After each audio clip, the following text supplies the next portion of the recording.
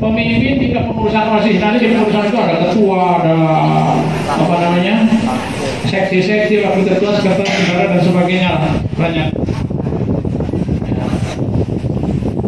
Apa sih itu kepemimpinan? Ya, di situ sudah ada lah ya. Ya, kepemimpinan adalah proses mempengaruhi dan memberi contoh oleh pemimpin kepada pengikutnya dalam mencapai tujuan organisasi. Ingat, mempengaruhi atau memberi contoh. Saya kasih catatan. Mempengaruhi atau memberi contoh itu adalah yang baik. Ingat ya, di situ nggak ada kata yang baiknya. Yang baik, bukan yang jelek.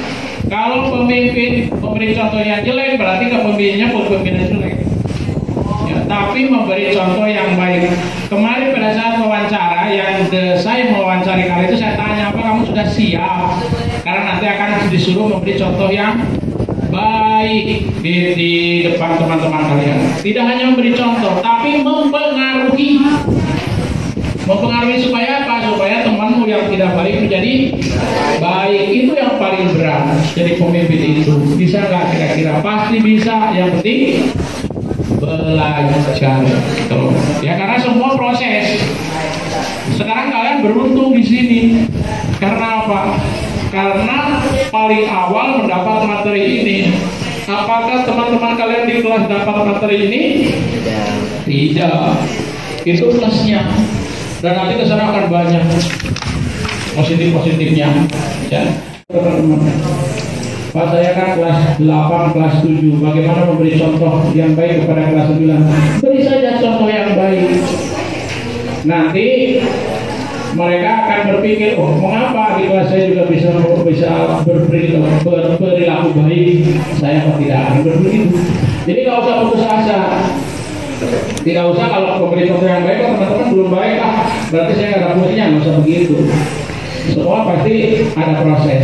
Nah, jadi pemimpin itu tidak putus asa, tidak cepat menyerah. Yang penting berikan contoh yang terbaik ke teman-temanmu. Ini yang berat. Nah, jadi dipersiapkan. Makanya kalian dibekali ini sekarang, karena harus siap. Ini baru hari pertama, besok ada hari kedua, hari 3 dan seterusnya.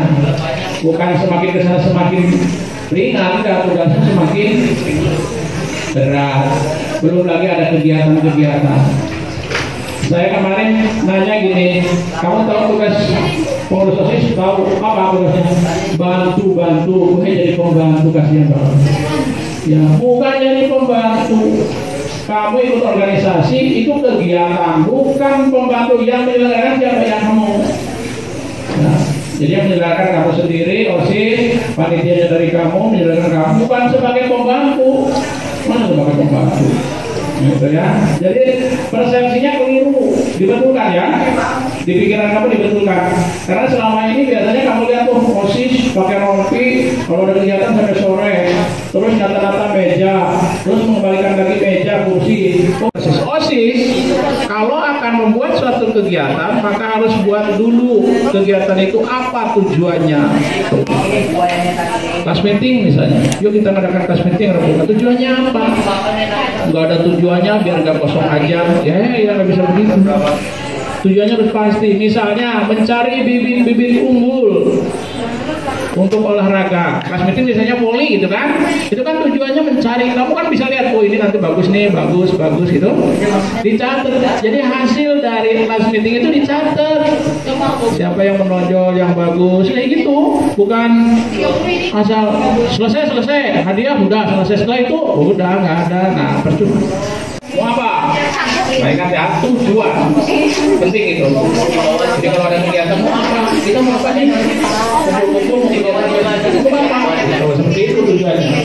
Nanti kalau susah gimana Pak? Kan ada pendamping. Ada pendamping OSIS dari